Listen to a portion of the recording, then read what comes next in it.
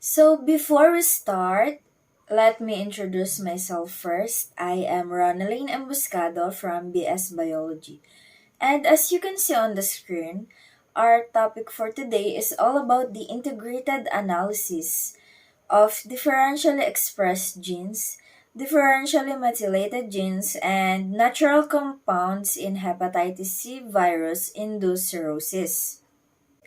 The author of this journal article is Wen Fu Cao and Yu King Zuo. They conceived and designed this study, while Junsheng Cheng and Ziwei Chen performed the data analysis.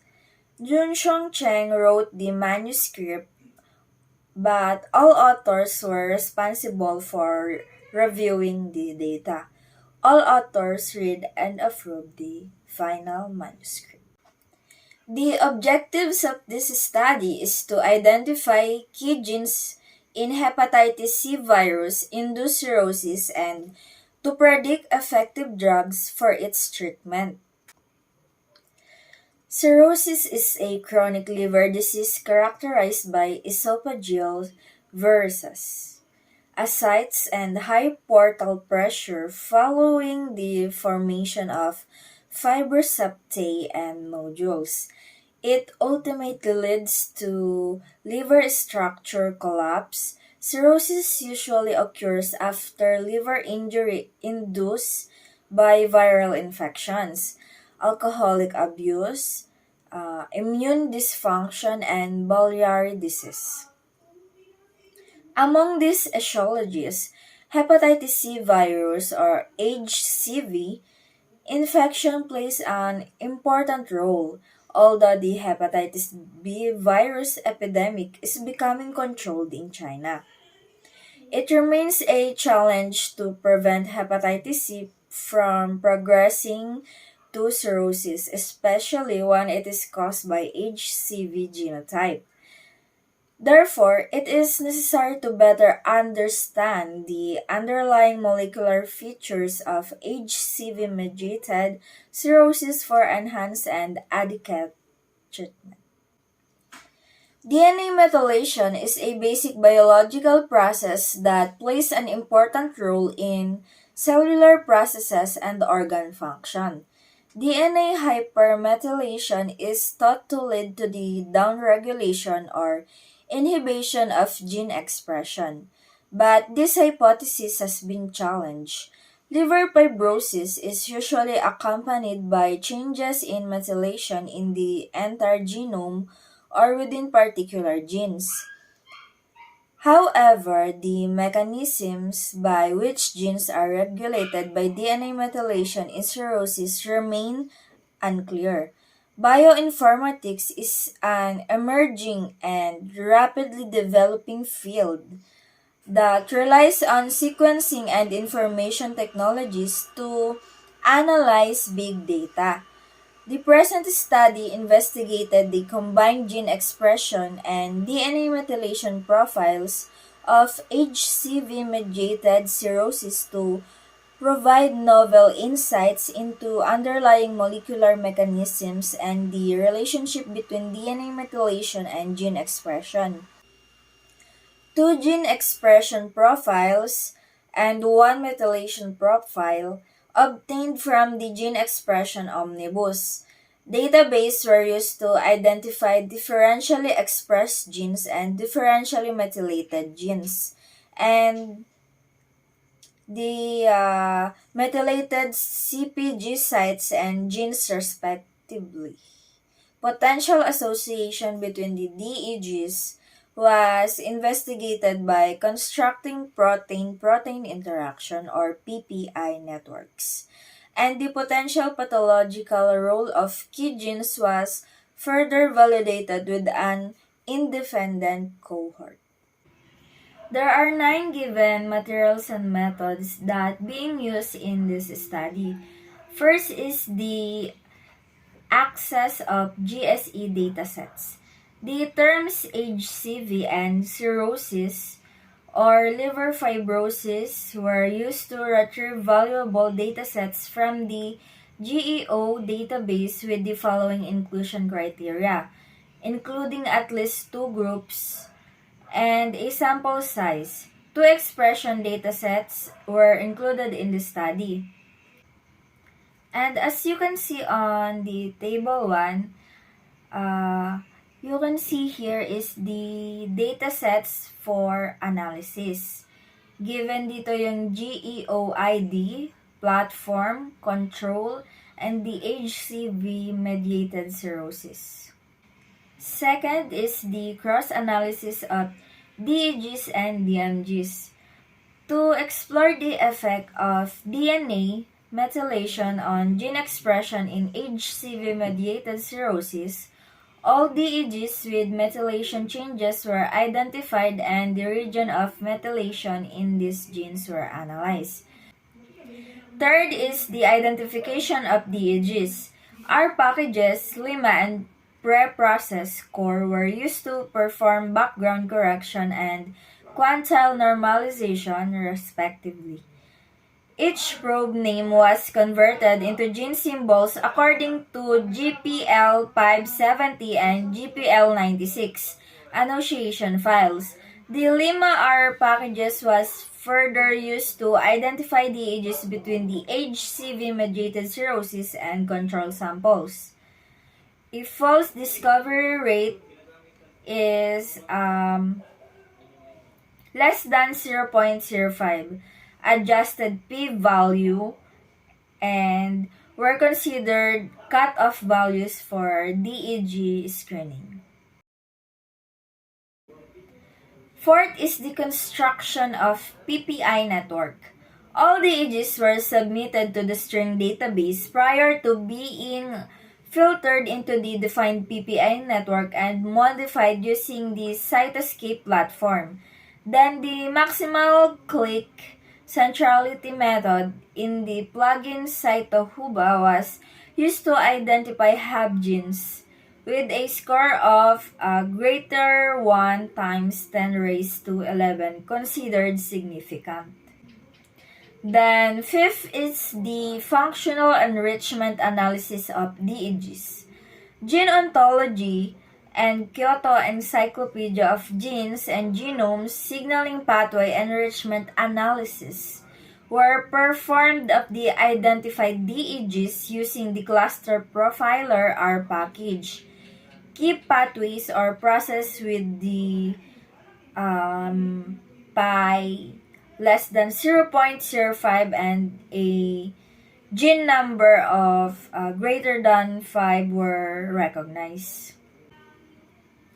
6 is the receiver operator characteristic or ROC, curve analysis of methylated hub genes. So in this method, the whole methylation status of 25 hub genes was analyzed based on previously identified DMPs. The expression of genes with a DNA methylation change was evaluated in the GSE 14323. Datasets by ROC curve analysis with P less than 0.05 considered statistically significant and the genes considered relevant to HCV-mediated cirrhosis. Seventh method and materials was the methylation analysis of cirrhosis. The GEO datasets GSE 60753 containing DNA methylation profiles of the liver was analyzed using the CHOMP-R package. After quality control, 2 samples were discarded, thus 34 control samples and 39 samples from patients with HCV-mediated cirrhosis were included in the analysis. 8 is the validation of key genes. To further validate the study findings, GEO datasets GSE 36411 containing information on 21 HCV-mediated cirrhosis and 21 control samples was used to confirm the expression of hub genes. Expression comparison were performed by a student t-test in GraphPad Prism of 8.0. Software San Diego in USA. And lastly is the molecular docking.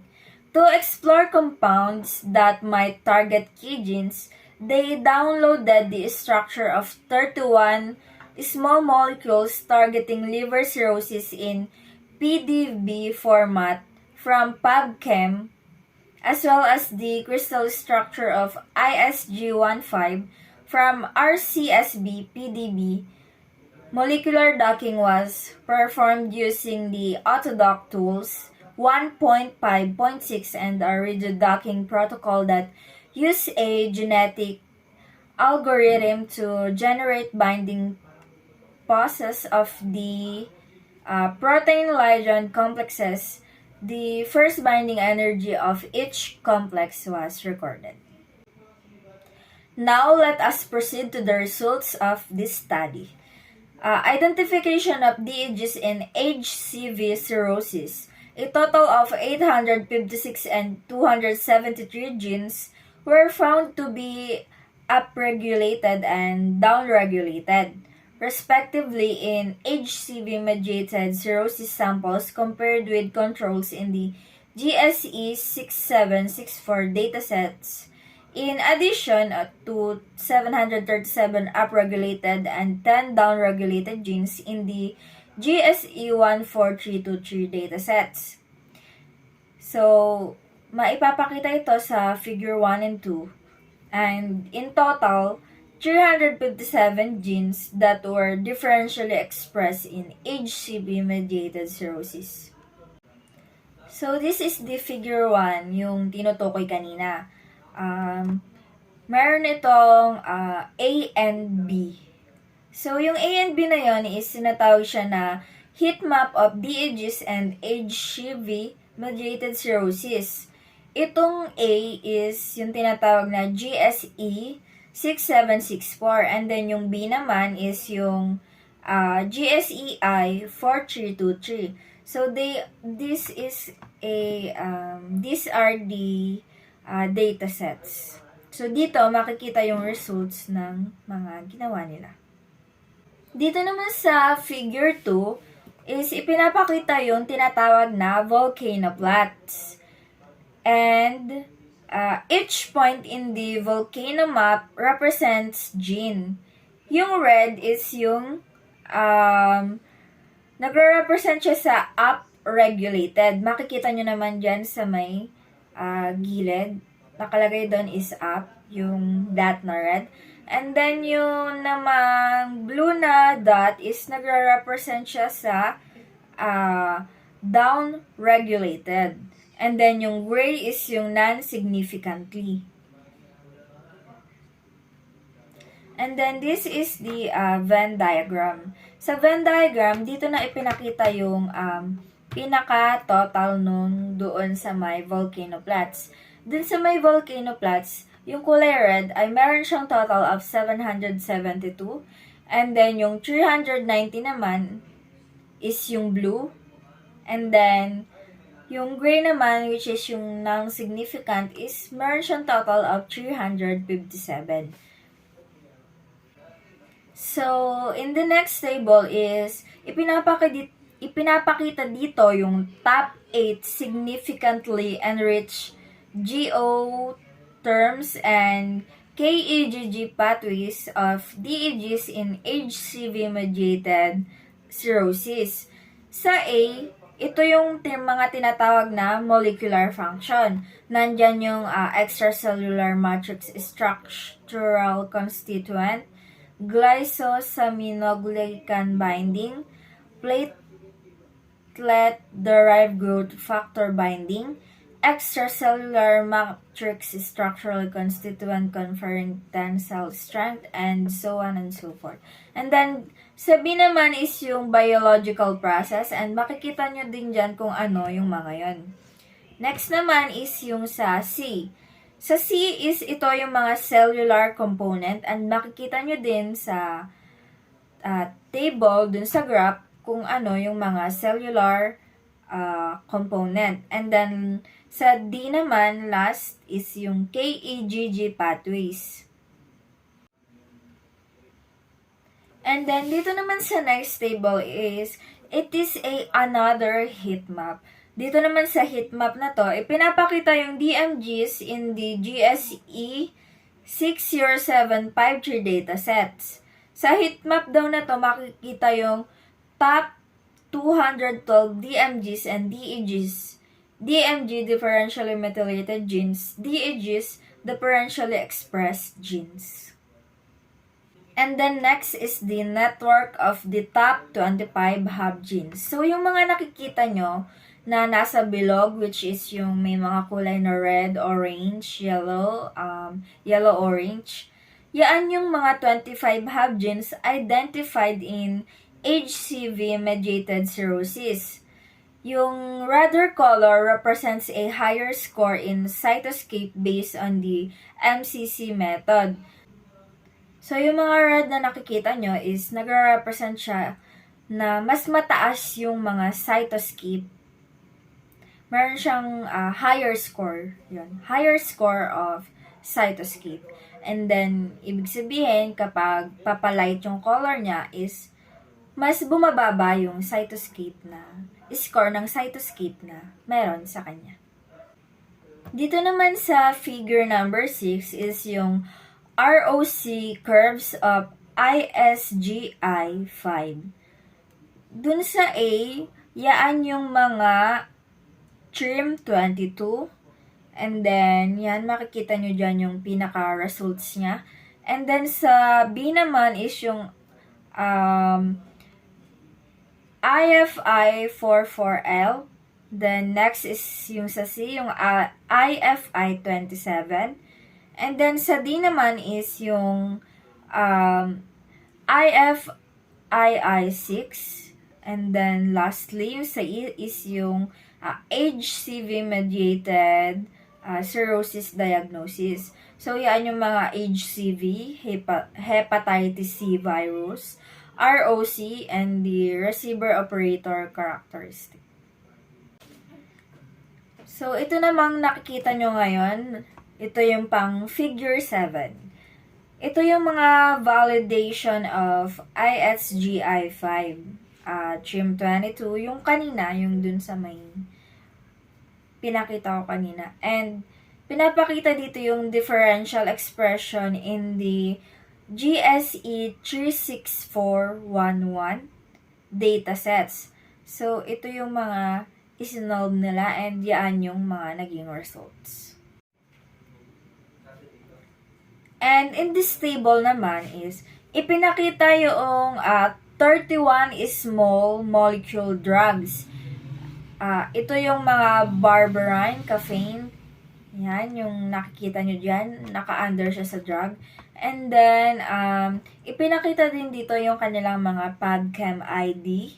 Next is yung kanilang mga formula and molecular weight. And then, the binding energy and the hydrogen bond. So, yan yung binding energy na nagpapakita ng affinity to the ISGI-5. Makikita nyo naman dyan yung kanilang mga given naman lahat. So, ayan, tignan nyo na lang po. Next, let us proceed to the discussion of this study. So, sa discussion, sinasabi dito na yung geo-enrichment analysis of DEGs demonstrated that their molecular function was mainly enriched in extracellular matrix structural constituent. The glycosaminoglycan binding and receptor ligand activity, while their biological function was mainly enriched in extracellular matrix organization, extracellular structure organization, response to virus, defense response to virus, and the regulation of cell-cell adhesion. Moreover, cellular components were mainly enriched in collagen-containing extracellular matrix, endoplasmic reticulum lumen, and the external side of the plasma membrane. This suggests that extracellular matrix deposition is a basic pathological change in cirrhosis. The response to various virus was also enriched in identified DEGs, and previous research found that the response of HCV causes chronic inflammation, which is a vital activator of myofibroblast transdifferentiation. And the HCV infection is not only destroy hepatocytes but also induces the expression of TGF family member. Therefore, antivirals are the principal therapeutic approach for the HCV-mediated cirrhosis. A previous study found that cirrhosis is reversible when its etiological factors are abolished, further indicating the importance of TGF in cirrhosis. Key EGG analysis of DEGs in the study revealed that the main pathways involved in HCV-mediated cirrhosis are focal adhesion influenza A, and then the extracellular matrix receptor interaction, protein digestion, and absorption. Focal adhesion kinase, a member of the tyrosine kinase superfamily, was previously found to regulate the activation of HSCs and liver fibrosis. Phosphoinositide trikinase, or the P13K, is a member of the focal adhesion pathway. And the P13K, AKT, mammalian target of rapamycin pathways, induces the autophagy during HSC activation, thereby leading to fibrosis. Furthermore, identify DEGs within the advanced glycation end products receptor for the age signaling pathway, including the TGF, BCL2, STATI, and MMP2, were also associated with cirrhosis. Moreover, VEGF-C was found to be beneficial for cirrhotic rats with hepatic encephalopathy, but the detailed mechanism required further investigations. DNA methylation is a key event in cellular and molecular biological processes, although past studies have documented reduced methylation levels in CCL4 induced liver fibrosis. Controversial findings regarding the hypermethylation of particular genes that are upregulated in the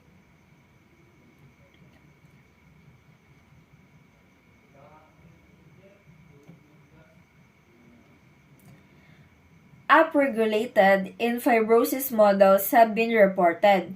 For example, longer CCL exposure was shown not to significantly alter the DNA methylation status. In turn, the methylation of promoters of several genes such as P14, P15, and P73 and MGMT was increased in liver disease, including cirrhosis. The diversity of the DNA methylation status in cirrhosis is undeniable. Indeed, gene expression may not negatively correlate with methylation level, as they could increase the binding affinity of corresponding transcription factors. Although methylation of the 25 hub genes, yung ipinakita kanina, yung dun sa may bilog, yung may mga red, yellow, and orange, ganyan, is yung 11 daw dun is nag-show ng no methylation changes, and yung 6 were hypermethylated at only one CPG site, whereas the other were hypermethylated at more than one site.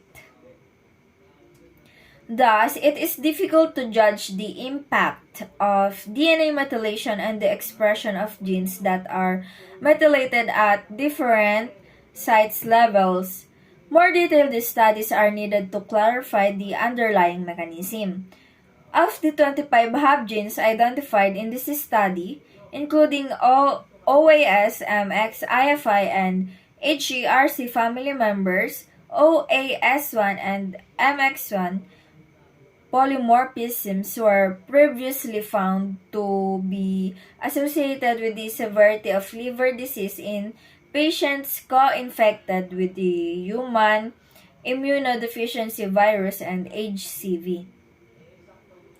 Moreover, MX1 is upregulated in activated HSCs.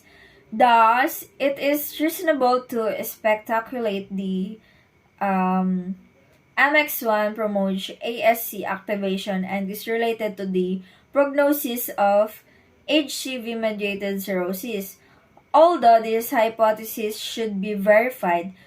Moreover, while OAS1 and IFI44 expression was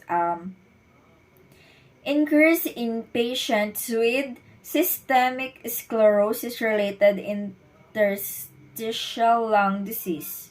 Their function in cirrhosis has not been addressed. Of the 5 identified biomarkers, IFI27 and ISGI15 were previously shown to be significantly increased in patients with non-sustained virological response compared with the patients with SVR. In contrast, the function of TRIM22, IFI44L, and IFI16 require further investigation, although OASI or OAS1 and MX1 could be epigenetic biomarkers of HCV-mediated cirrhosis. Their function should be further investigated. The observed binding energy of natural compounds, arastonates, and betulinic acid for ISG15 indicates their promising anti-fibrotic effects. Notably, both have shown anti-fibrotic effects in rat models of liver fibrosis. Thus, we speculate that, or they speculate that ISG15 is a promising therapeutic target for HCV-induced liver fibrosis. So the last part of this report will be the conclusion. So this is the last part. Okay. It says that diegesis in cirrhosis were identified, along with the related pathways which include focal adhesion, influenza A, and protein digestion and absorption. Furthermore, the effect of DNA methylation or methylation on gene expression in cirrhosis was explored, but this warrants further detailed assessments. Last is yung OAS1 and the MX1 were identified as potential target of HCV-mediated cirrhosis. That's all. Thank you for listening and I hope you learned something from this.